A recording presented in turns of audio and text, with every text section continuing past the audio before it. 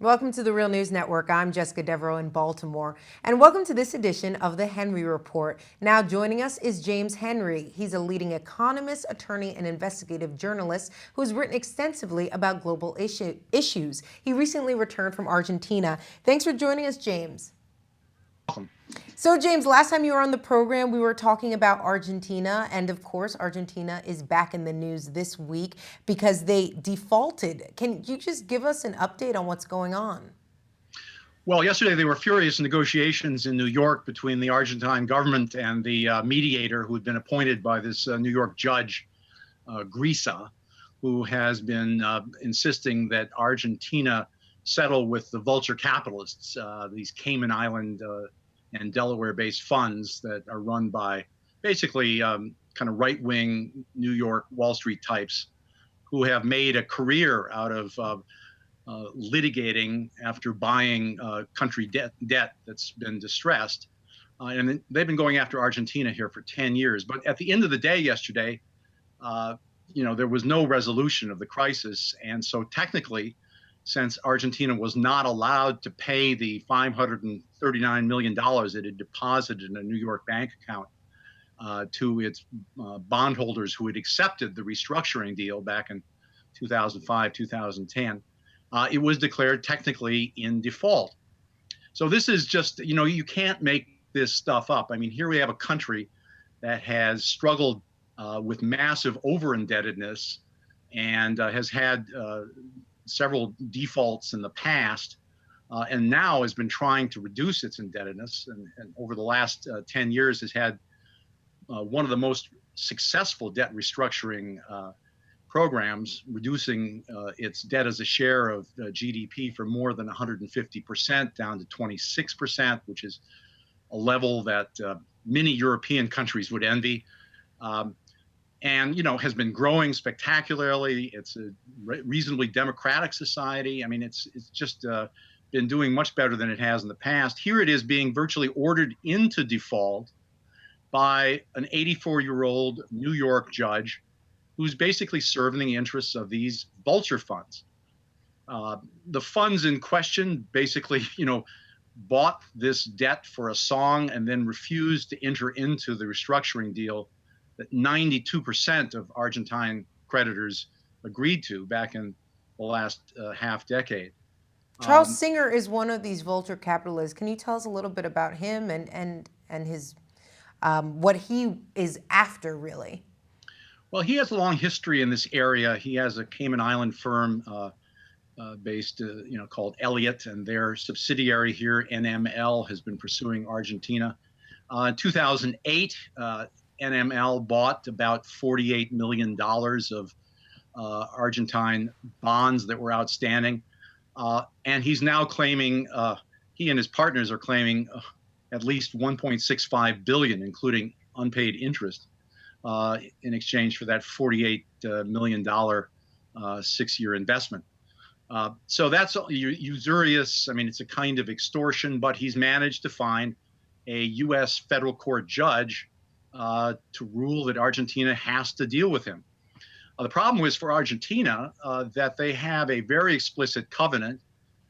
They have been in their restructured bond agreement with the 92% of bondholders, which forbids them to give any better deal to anyone else who doesn't come into that restructuring than they gave to those bondholders.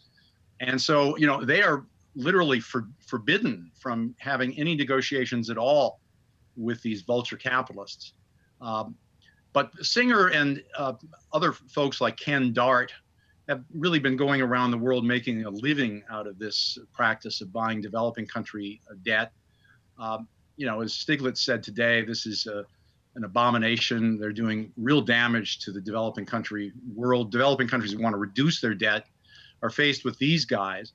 We had a case in the 1980s of where one vulture fund bought claims on Zambia, and Zambia was forced to settle with them, and to do so, it had to divert money from food relief.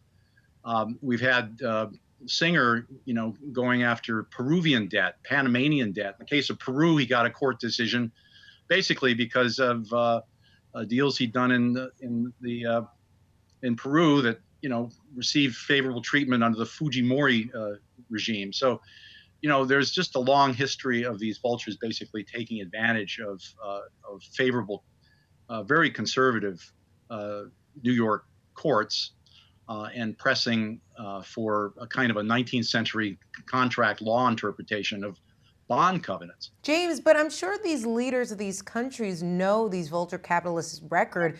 I'm just trying to understand, why would they even decide to be in a deal with them? Well, they're not in a deal. I mean, the bonds are freely traded. This goes back to the developing country debt crisis of the 1970s and 80s, when the big lenders to developing countries were banks, and the banks accumulated about $3 trillion of developing country debt. Then Nicholas Brady, who was Secretary of the Treasury under Bush, came in, and he had a background in Wall Street. And he suggested that to get the banks out of trouble, we allowed the government to issue bonds that individual investors could buy and swap those for the developing country loans. And so that helped the banks, but basically developing countries never got more than about $300 billion of debt relief out of the $3 trillion outstanding. And they ended up having to face all of these individual investors in bonds. And so it becomes possible for almost anyone to buy bonds, country bonds.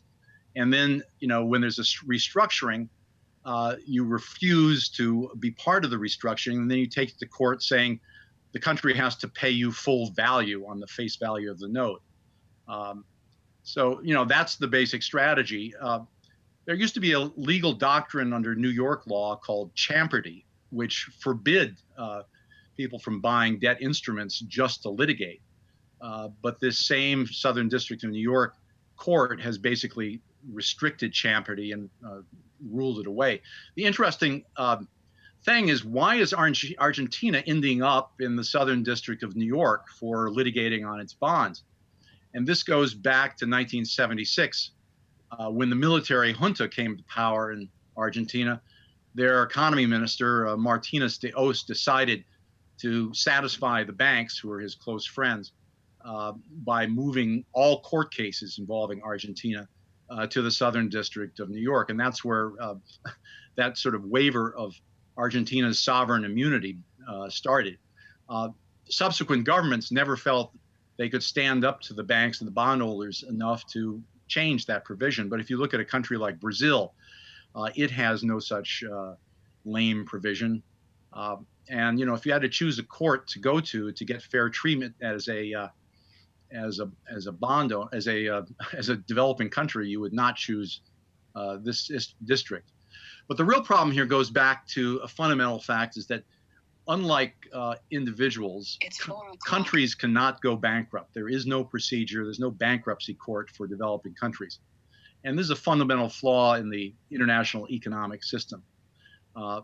Argentina, in 1976, when the military came to power, had a foreign debt of just $7 billion. 7 years later, the military leaves power, and they've run that up to $50 billion. The present value of that military debt is about 90% of Argentina's entire foreign debt. So one of the things that Argentina failed to do during this period, in addition to nominating the Southern District of New York as the place to decide these cases, was it failed to audit that military debt. There is a doctrine under U.S. law that's called the odious debt doctrine. It says that countries run by a dictatorship and it contracts foreign debt, the debt doesn't have to be honored. But Argentina, it was a very political situation. And so the new civilian government, Alfonsín in 1983-84, was under a lot of pressure by the banks and by the United States government to honor those military debts, most of which ended up in people's pockets. So there's just a lot in the background to know about this, but it's very ironic that here you have, you can't make this stuff up. This is a country that's struggled a long time to get out of the business of excessive debt. It's run dramatically one of the most successful restructuring programs in economic history. And at the end of the day, it's literally forced to default by this crazy New York judge. Yeah, it's crazy. James Henry, thank you so much for joining us. I always learn something new. Well, quite welcome. And thank you for joining us on the Real News Network.